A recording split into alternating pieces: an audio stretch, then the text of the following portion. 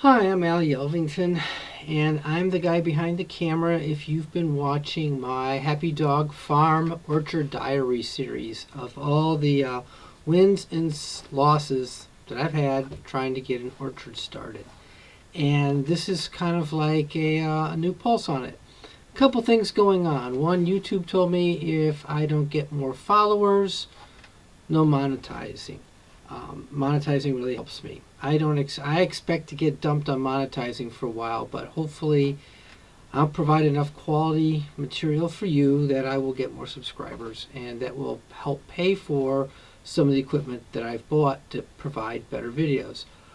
This is a little silly webcam, and if it doesn't work well enough, I will be putting a tripod back there. Anyway, besides having Happy Dog Farm, I'm also a graduate student at Virginia Tech in the online Masters in Agricultural and Life Sciences program.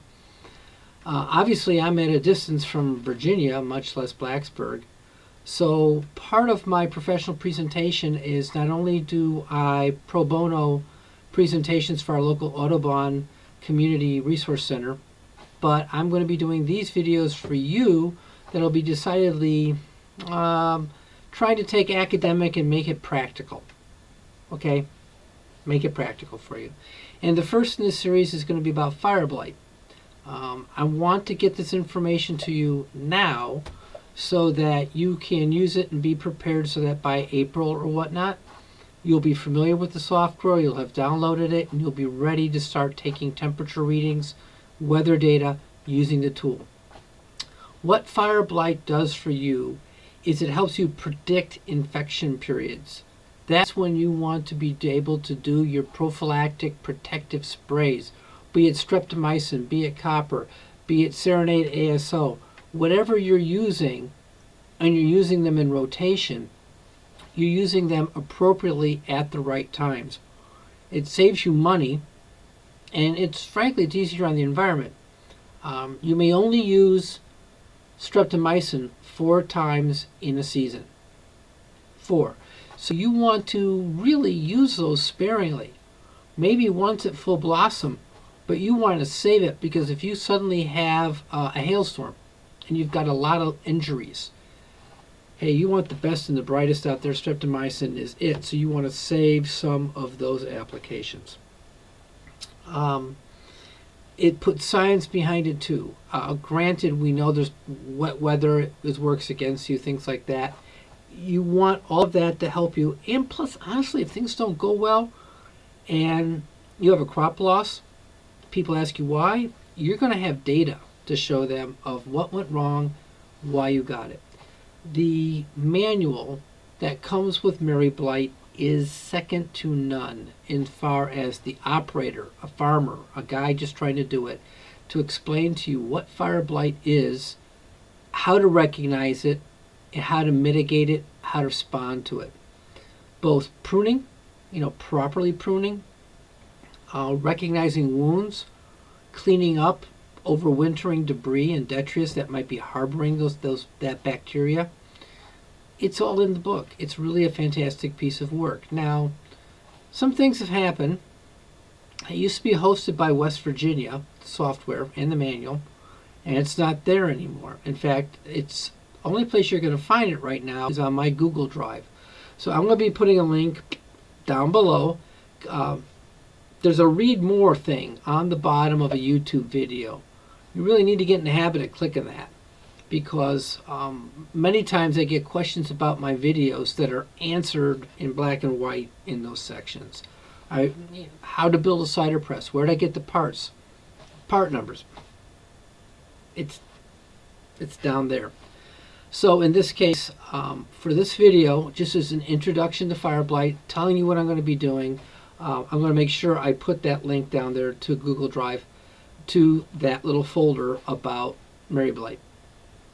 MaryBlyt runs on Windows machines only. It has never been recompiled for Windows 10. However, it runs on Windows 10. The source code appears to have gone missing. Calling around, trying to find the source code. If we can get the source code, then maybe I can get someone smarter than me to recompile it to optimize it for a Windows 10 platform. That would be really sweet. And also some of you open source people might say, hey, can I have the code, because then I might be able to make it available for Linux or Apple, whatever your flavor. No promises. I haven't found it yet, so I'm still looking. Now,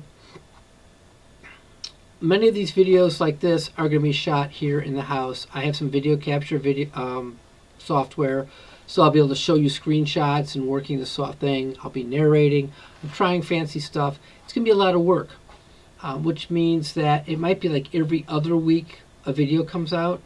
I have 6 credits right now, which I'm sorry, but to me that's a lot of work. I'm intelligent, but I'm not the fastest guy. So I've got a class in plant pathology and I've got a class in botany, and they hurt. So I'm doing that at the same time. I'm not complaining. I'm just telling you, please be patient with me. I will be putting my, I'm going to take a risk. I'm going to be putting in my farm email account below. If you have questions that are relevant, please let me know, and I'll do my best to accommodate. If you want me to redo a section, clarification, hey, I'm all about that. Thank you. I really appreciate it. Keep it constructive. I have a choice of 2 things. I can block you on the email because I own my server, and I can block you on YouTube. So I hate the idea of having to do that.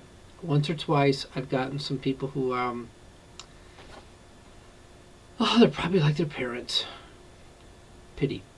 But most of you I know are really stellar people because you want to grow apples. That makes you great. This is good. So behind me is the part of my messy office down in the basement, which is really supposed to be a living room, but this house wasn't made for an office. Okay.